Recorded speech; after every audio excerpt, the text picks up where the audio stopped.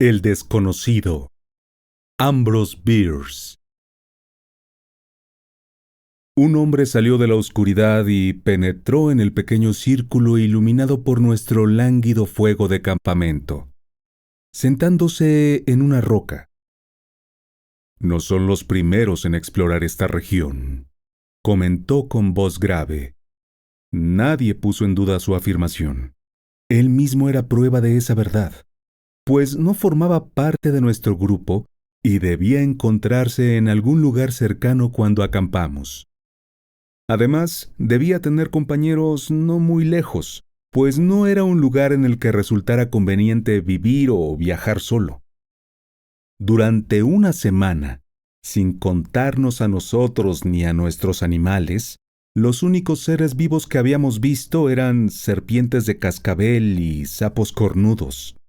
En un desierto de Arizona no se puede coexistir demasiado tiempo tan solo con criaturas como aquellas.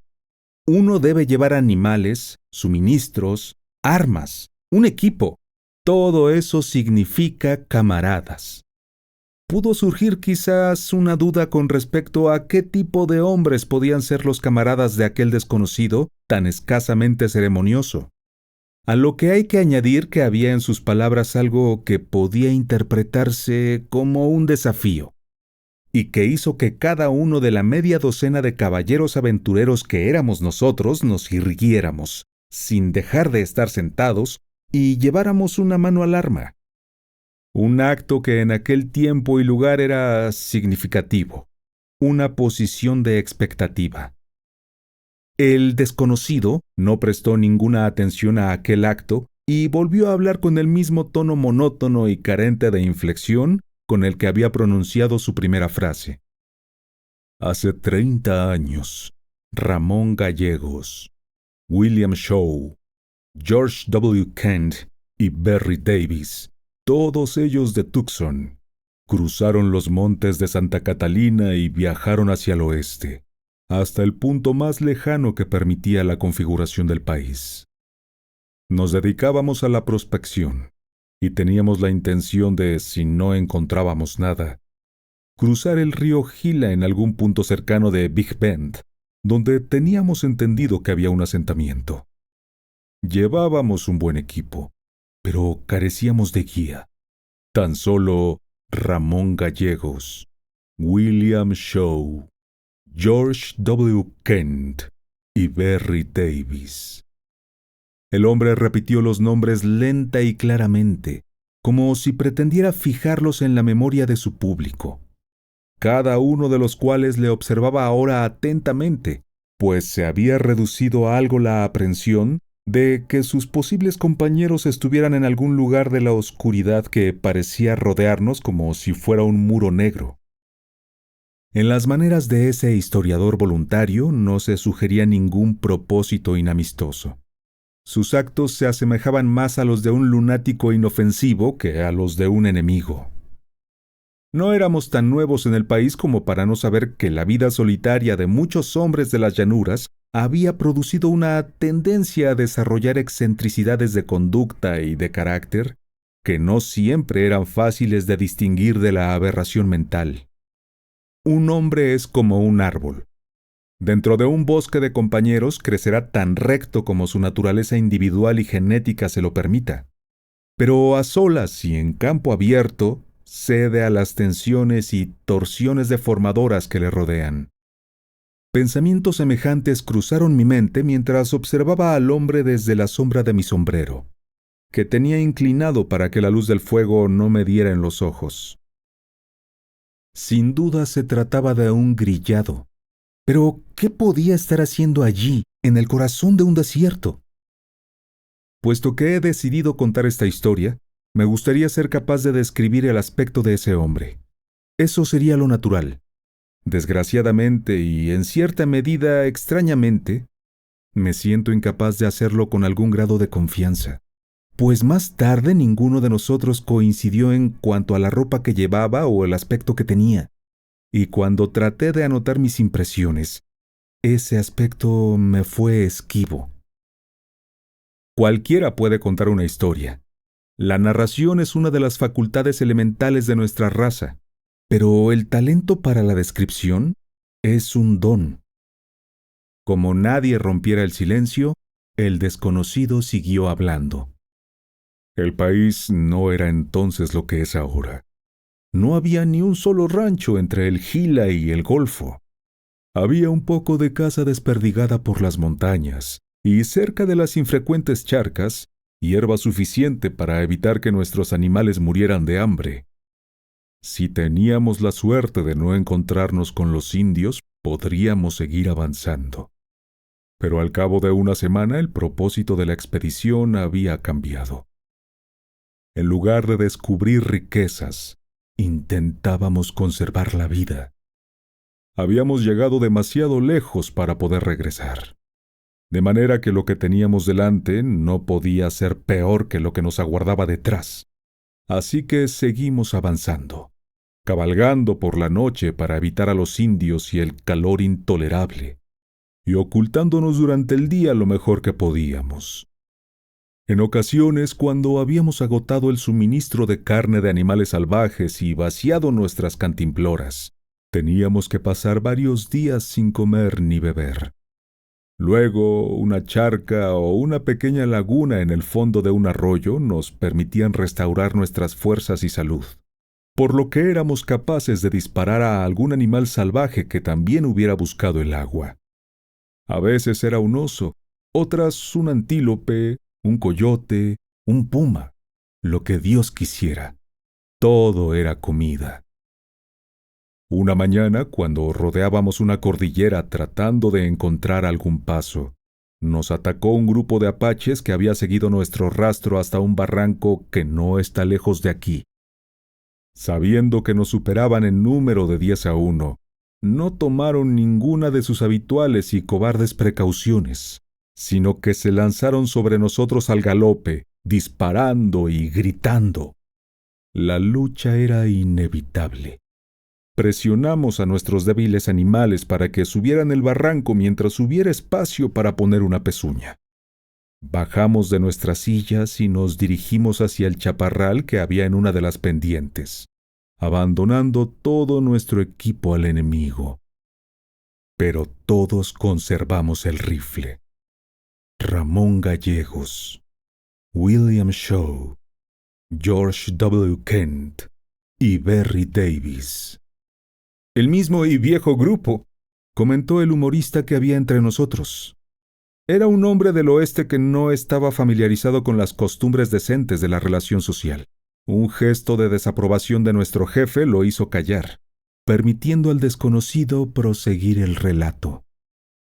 Los salvajes también desmontaron, y algunos de ellos subieron el barranco hasta más allá del punto por el que nos habíamos ido, cortándonos cualquier retirada en esa dirección y obligándonos a ascender.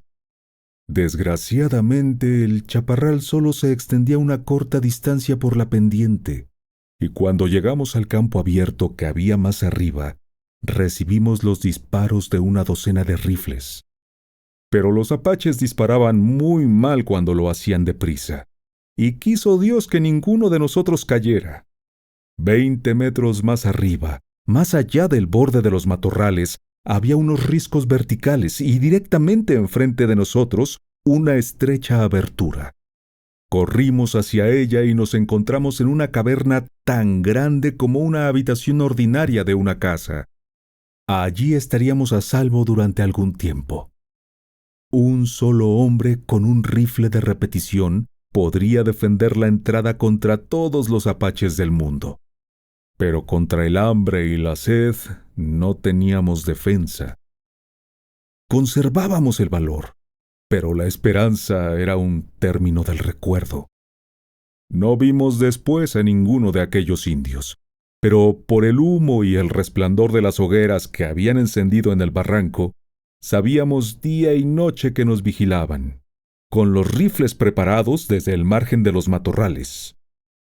Sabíamos que si intentábamos salir, ni uno solo de nosotros podría dar 3 pasos sin caer abatido. Resistimos durante 3 días, vigilando por turnos, hasta que nuestro sufrimiento se hizo insoportable. Entonces, la mañana del 4.º día, Ramón Gallegos dijo: Señores, no sé mucho del buen Dios ni de lo que a éste le complace. He vivido sin religión y no conozco la de ustedes. Perdónenme, señores, si les sorprendo, pero para mí ha llegado el momento de ganarle la partida al Apache. Se arrodilló en el suelo rocoso de la cueva, acercó la pistola a su sien y dijo: Madre de Dios, ven por el alma de Ramón Gallegos. Y así nos dejó. A William Shaw, George W. Kent y Berry Davis. Yo era el jefe y me correspondía hablar. Fue un hombre valiente. Supo cuándo morir y cómo. Es una estupidez morir de sed y caer bajo las balas de los apaches, o ser despellejados vivos. Eso es de mal gusto. Unámonos a Ramón Gallegos. Tiene razón, dijo William Shaw. Tiene razón, dijo George W. Kent. Extendí los miembros de Ramón Gallegos y le puse un pañuelo sobre el rostro. Entonces William Shaw dijo: Me gustaría seguir teniendo ese aspecto, un poco más. Y George W. Kent dijo que pensaba lo mismo. Así será, dije yo. Los Diablos Rojos aguardarán una semana. William Shaw y George W. Kent, vengan y arrodíllense. Así lo hicieron y yo quedé en pie delante de ellos. Dios Todopoderoso Padre nuestro, dije yo. Dios Todopoderoso Padre nuestro, dijo William Shaw. Dios Todopoderoso Padre nuestro, dijo George W. Kent. Perdónanos nuestros pecados, dije yo. Perdónanos nuestros pecados, dijeron ellos, y recibe nuestras almas. Amén. Los coloqué junto a Ramón Gallegos y cubrí sus rostros. Se produjo una rápida conmoción al otro lado del fuego de campamento. Un miembro de nuestro grupo se había puesto en pie, pistola en mano.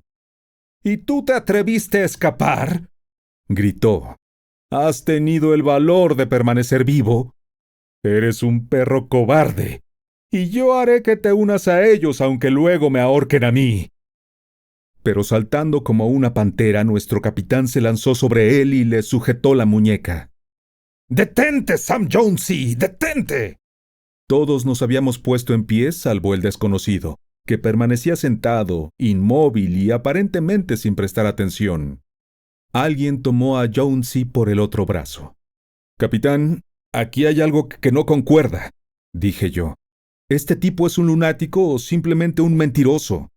Un sencillo mentiroso al que Jonesy no tiene derecho a matar. Si formó parte de ese grupo es que había 5 hombres, y no han nombrado a uno de ellos. Probablemente a sí mismo».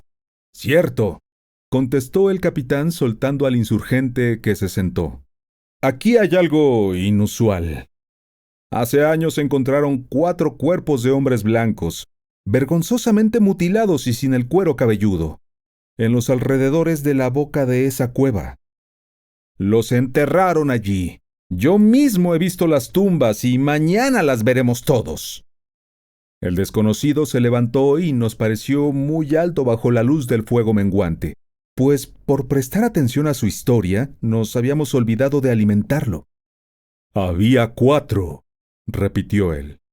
«Ramón Gallegos, William Shaw, George W. Kent y Berry Davis». Reiterando su lista de muertos, caminó hacia la oscuridad y no volvimos a verle. En ese momento se aproximó a nosotros un miembro del grupo que había estado de guardia, llevando el rifle en la mano y algo excitado. «Capitán, durante la última media hora he visto a 3 hombres allá arriba», dijo señalando en la dirección que había tomado el desconocido. «Puede verlos claramente, pues la luna está alta, pero como no tenían armas y yo les cubría con la mía, pensé que les correspondía a ellos hacer cualquier movimiento. Pero no hicieron ninguno, maldita sea, y me han puesto nervioso». «Vuelve a tu puesto y quédate allí hasta que vuelvas a verlos», contestó el capitán. Los demás vayan a acostarse de nuevo o los arrojaré al fuego a patadas. El centinela se retiró obedientemente, lanzando juramentos, y no regresó en toda la noche. Cuando estábamos preparando nuestras mantas, Jonesy, que era un temperamental, dijo: «Le ruego que me perdone, capitán, pero ¿quién diablos piensa usted que son?» «Ramón Gallegos, William Shaw y George W. Kent». «¿Y qué me dice de Berry Davis? Tendría que haberle disparado». «Habría sido totalmente innecesario. No podrías haberle matado otra vez. Vete a dormir».